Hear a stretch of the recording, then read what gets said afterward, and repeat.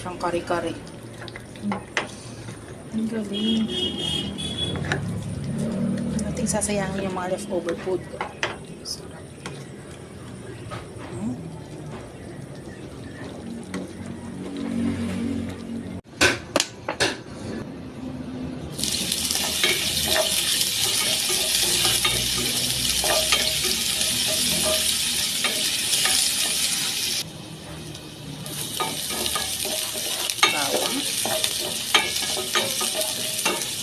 Lulutuin natin yung patang bigay sa amin kahapon. Yung isang araw, disperas, binigyan na kami. Isang malaking pata. Yun yung ginawa kong parang sigang. Wala na ng gulay kasi nga gusto lang nila din humigit na sa baw. Tapos eto namang lulutuin ko ngayon ay patang bigay pa rin sa amin kahapon bago kami umuwi. Galing sa kasalan.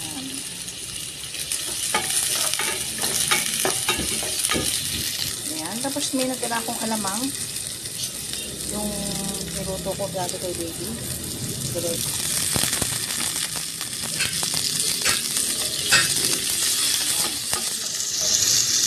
Ayan. Tapos tignan natin ang pata. Siyempre hindi ko na naman alam kung ang tawag sa luto ko, basta inventa ko lang yun.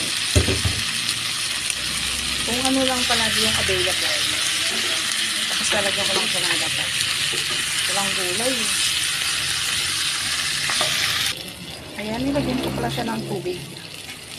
Pero halbos na kasi yan, tapos sinugba pa ng kuya sa apoy para malagyan ng tanggal ng balahibo. Lagyan natin yung paminta.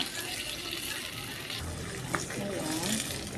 Pagkalagyan ng paminta, lalagyan ko nitong lagport kasi nalbos ko. Wala itong lasa.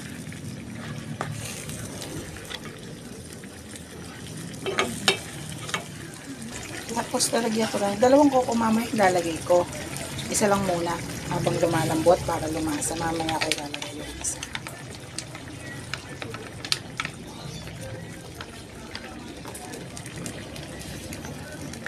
Tapos tatakluban lang natin.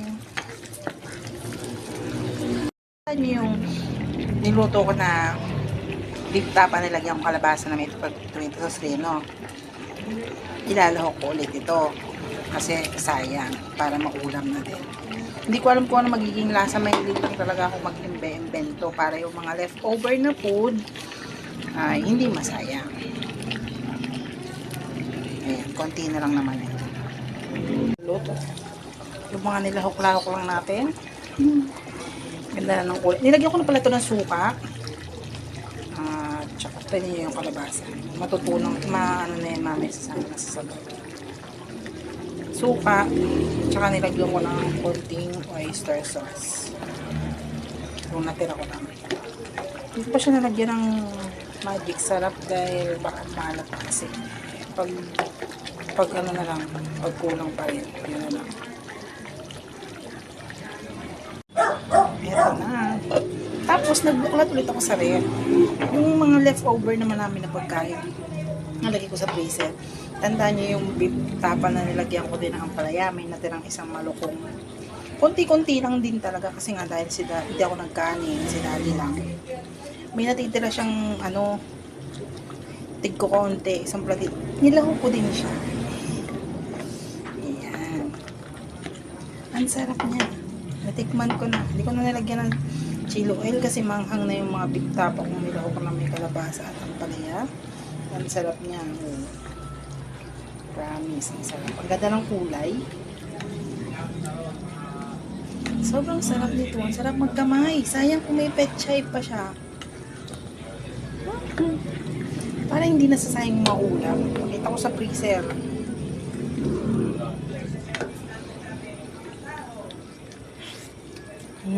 Yummy.